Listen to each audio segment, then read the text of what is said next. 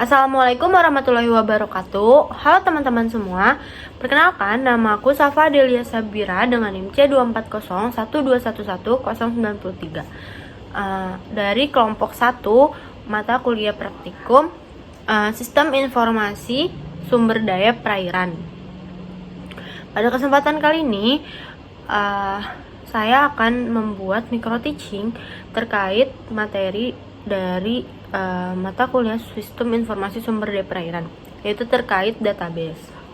Selain itu, saya juga nanti akan mendemonstrasikan cara pembuatan program sederhana berbasis database dari aplikasi Microsoft Access. Tanpa berlama-lama lagi, kita lanjut ke videonya.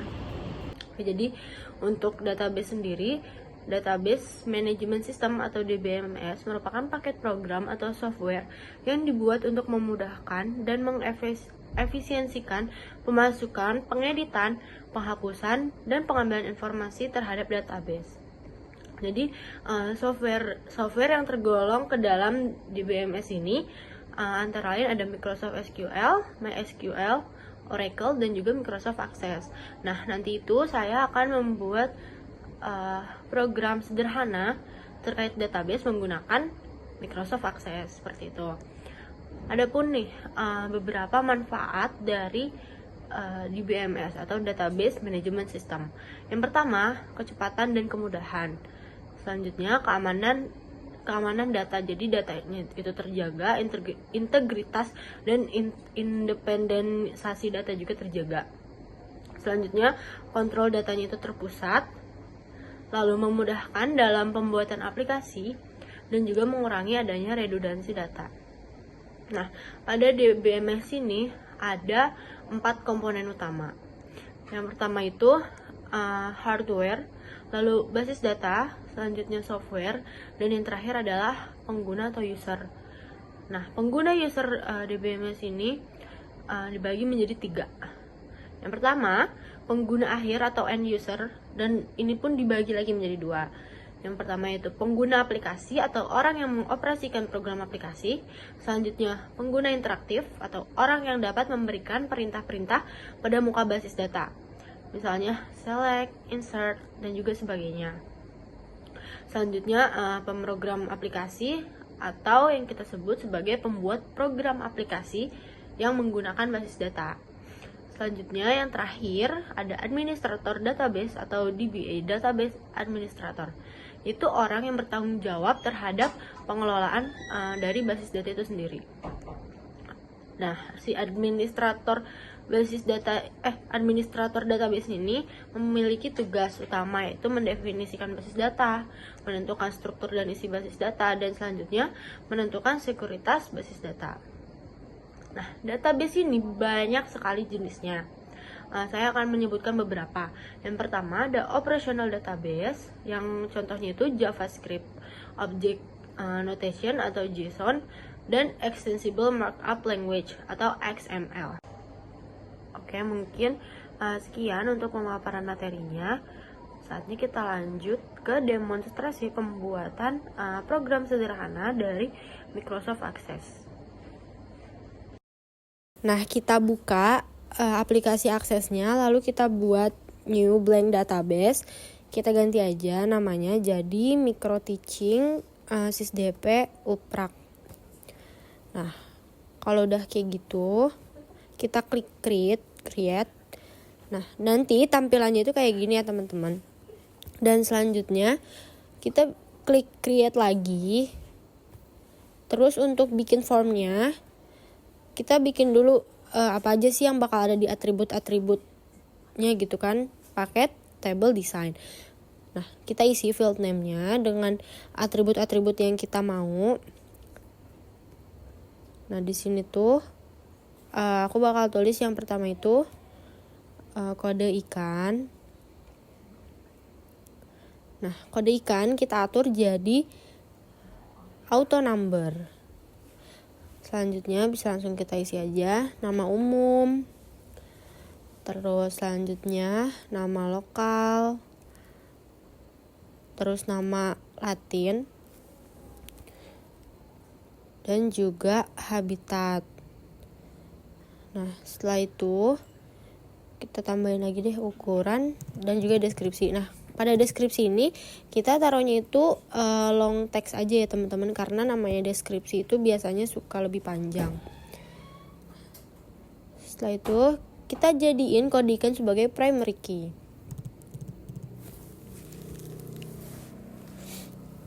Nah, kita save namanya jadi form database WPP 712.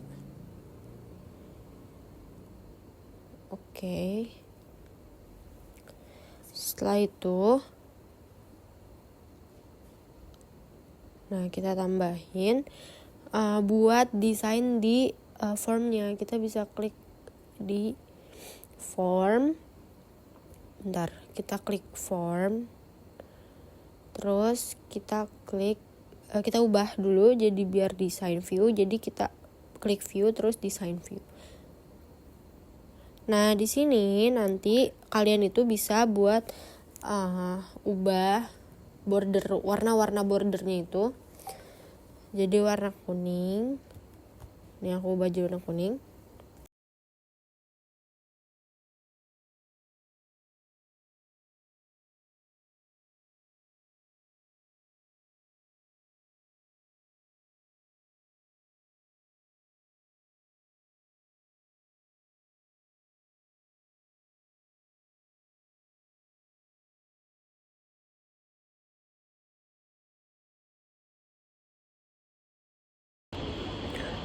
Nah, setelah kita udah warnain nih labelnya, kotak-kotaknya itu border dengan warna kuning, kita tambahin button di bawahnya. Nah, button ini fungsinya jadi nanti ketika kita ngisi database ikannya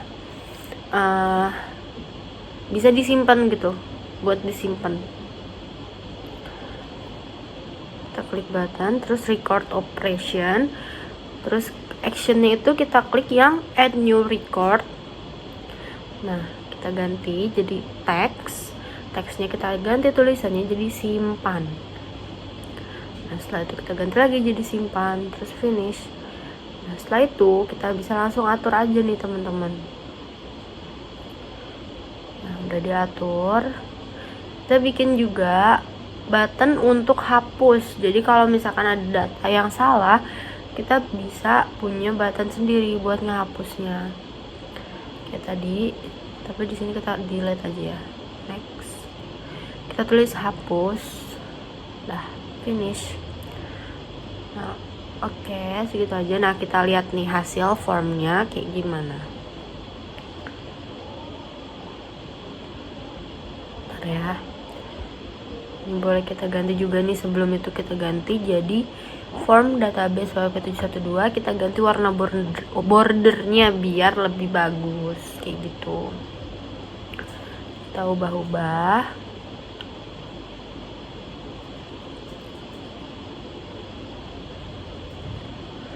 Kita ganti warnanya, kita ganti warna fontnya juga, dan fontnya juga kita ganti. Nah, udah.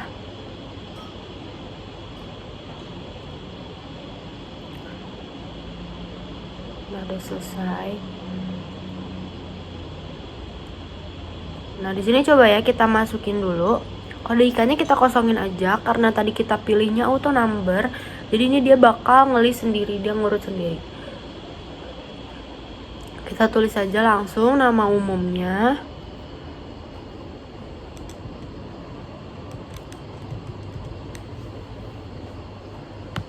Nama umumnya kita tulis yellow striped cod. Selanjutnya nama lokalnya itu ikan selar kuning.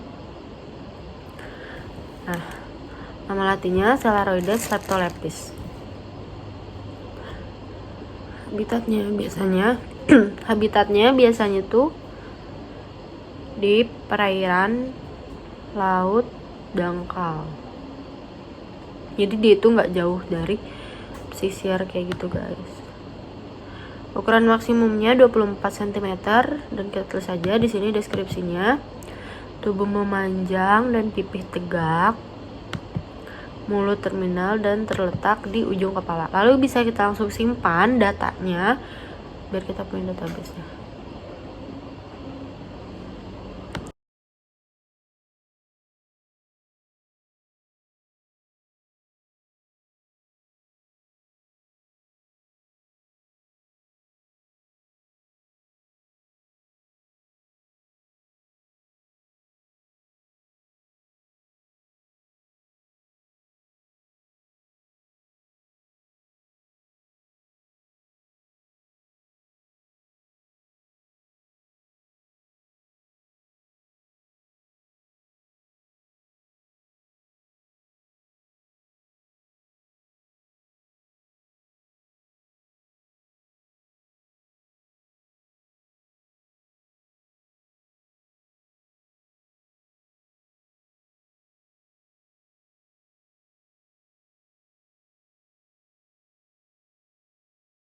Nah, setelah disimpan nanti kita lihat di sini ada hasilnya guys. Jadi di tabelnya itu nanti muncul